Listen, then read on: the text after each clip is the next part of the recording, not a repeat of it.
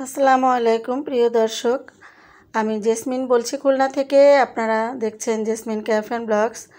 আমার আজকের রেসিপি ঘরোয়া উপকরণে আমি পাস্তা রান্না করে দেখাবো। তো চলুন দেখি কিভাবে পাস্তাটি আমি রান্না করেছি, দেখে নেন। এখানে আমি এক বাটি পাস্তা নিয়েছি। আমি এখানে 3 রকমের পাস্তা একসাথে মিক্সড করে নিয়েছি। এটা হলো স্টিক ধরনের যে পাস্তাগুলো আছে সেগুলা, এগুলো শামুকের মতো যে পাস্তা আছে ঝিনুক, অর্থাৎ সেই ঝিনুকের পাস্তাগুলা, আর এগুলা হলো যে রিং রিং করা যে পাস্তাগুলো আছে সেগুলা। আমি 3 রকমের পাস্তা নিয়েছি, আপনারা চাইলে যে কোনো এক রকমের পাস্তা রান্না করতে পারেন।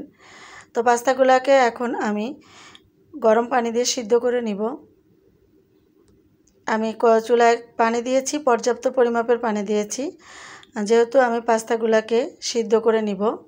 সামান্য একটু লবণ দিয়ে দিলাম। এখন পানিটা একটু গরম হওয়ার অপেক্ষায় আছি। ভিডিও ভালো লাগলে একটা লাইক দিয়ে দিবেন, শেয়ার করবেন, কমেন্টস করবেন, আমার পাশে থাকবেন। দিয়ে দিলাম 1 টেবিল চামচ মতো সাদা তেল। সাদা তেলটা দিলে পাস্তাগুলো একটার সাথে একটা গায়ে লেগে যাবে না সিদ্ধ করার সময়। পানিটা যে গরম হয়ে আসছে, এখন আমি এক এক করে সব পাস্তাগুলো দিয়ে দিচ্ছি।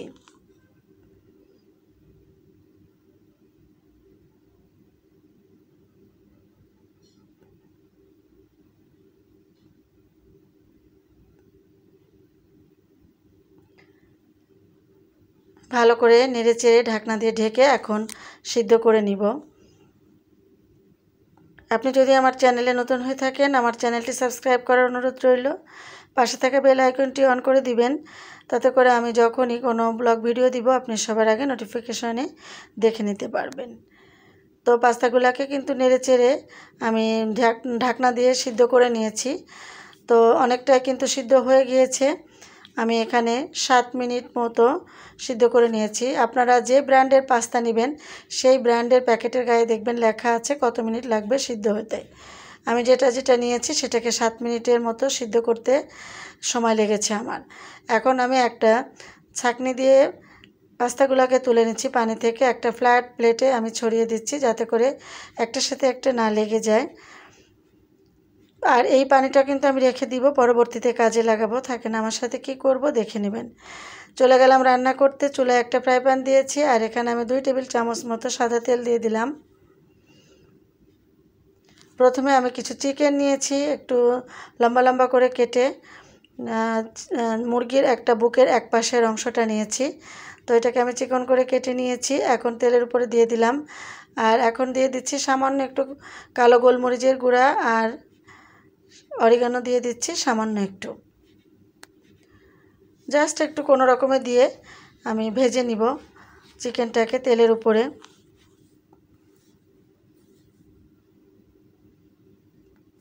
আপনারা কিন্তু এই রেসিপিটি চিকেন ছাড়াও করতে পারেন। এখানে কিন্তু ডিম দিয়েও করতে পারেন। এভাবে হাতের কাছে চিকেন না থাকলে ডিম দিয়েও করে নেবেন, তাতে কিন্তু অনেক সুন্দর টেস্ট আসবে।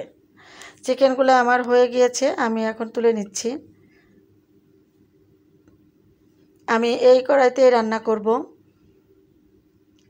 যে তেলটা আছে তার ভিতরে আমি আর 1 টেবিল চামচ তেল দিয়ে দিলাম।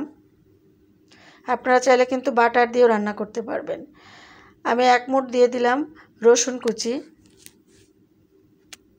রসুন কুচিটা ভালো করে নেড়েচেড়ে কাঁচা গন্ধটা একটু দূর করে নিচ্ছি।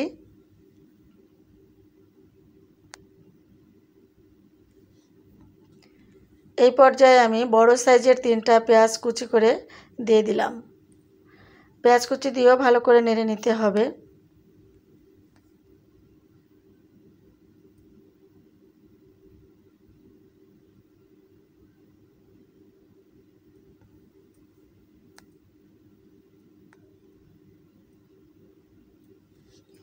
এখন দিয়ে দিচ্ছি আমি ক্যাপসিকাম। এটা আমি আন্দাজ মতো দিচ্ছি। আমি সবুজ ক্যাপসিকাম দিয়েছি, আপনারা চাইলে হলুদ লালও মিক্সড করে দিতে পারেন, তাতে করে কালারটা আরও সুন্দর আসবে। ক্যাপসিকাম দিয়েও আমি আর একটু ভেজে নিলাম। এখন আমি 2টা টমেটো একদম বয়েল পানিতে 1 মিনিট মতো সিদ্ধ করে নিয়ে উপরের স্কিনটা ফেলে দিয়ে ব্লেন্ড করে নিয়েছি। তো সেই ব্লেন্ড করা টমেটোটা দিয়ে দিলাম। কাঁচা টমেটো কিন্তু ব্লেন্ড করবেন না, তাতে করে গন্ধ লাগবে। টমেটোটাকে একদম ফুটানো পানিতে দিয়ে সিদ্ধ করে নিয়ে স্কিনটা ফেলে দিয়ে ব্লেন্ডারে ব্লেন্ড করে নেবেন। তো এখন আমি নেড়েচেড়ে পাস্তাগুলো দিয়ে দিলাম। আমার মনে হচ্ছিল আমার পাস্তাগুলো একটার মধ্যে একটা লেগে যাচ্ছে, আসলে কিন্তু লাগে নাই। তারপরেও আমি একটু ওভারকুক হয়ে যাচ্ছিল সেই ভয়ে ধুয়ে নিয়েছি একটা স্ট্রেনারে করে ঠান্ডা পানি দিয়ে। ওভারকুক হলে কিন্তু ভালো লাগবে না, আমার কেন যেন তাই মনে হচ্ছিল। তো যাই হোক, আমি পাস্তাটা দিয়ে এখন ভালো করে আবারও নেড়েচেড়ে রান্না করে নিচ্ছি। আর আমি যে ব্লেন্ডারের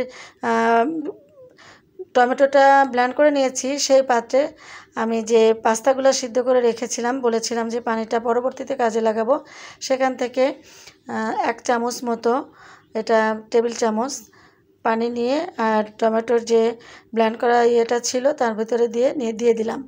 এখন দিয়ে দিলাম আমি কালো গোলমরিচ 1 চা চামচ আর অরিগানো দিয়ে দিলাম 1 চা চামচ, দিয়ে আবারও ভালো করে নেড়েচেড়ে রান্না করে নিচ্ছি।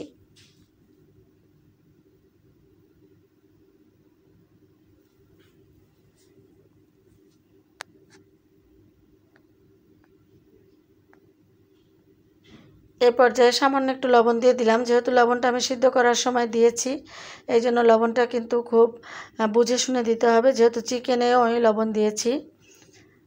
আর এখন আমি সেই চিকেনগুলো দিয়ে দিলাম, যে চিকেনগুলো আমি ভেজে রেখেছিলাম।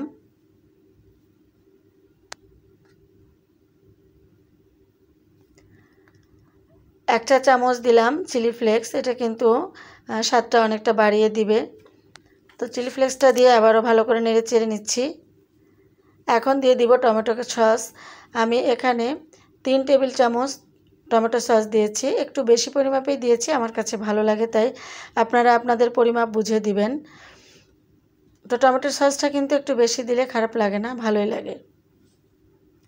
আর যদি মনে করেন আপনাদের টমেটো সসটা একটু টক জাতীয়, তাহলে আপনারা এই ক্ষেত্রে সামান্য একটু চিনি অ্যাড করতে পারেন। আমার টমেটোর সসটা কিন্তু টক মিষ্টি ছিল, এই জন্য আমি আর চিনি অ্যাড করি নাই, সরাসরি দিয়ে দিয়েছি। তো এরই মাঝে কিন্তু আমার রান্নাটা হয়ে গিয়েছে। তো এই যে পরিবেশন করে আপনাদের দেখিয়ে দিলাম, অনেক সুন্দর মজাদার একটি রেসিপি, ঘরোয়া উপকরণে রান্না করে নেবেন, অনেক মজা হয়। এতক্ষণ ধৈর্য ধরে আমার ভিডিওটি দেখার জন্য অনেক অনেক ধন্যবাদ জানিয়ে আজকের মতো বিদায় নিচ্ছি। ভালো থাকবেন, আল্লাহ হাফেজ।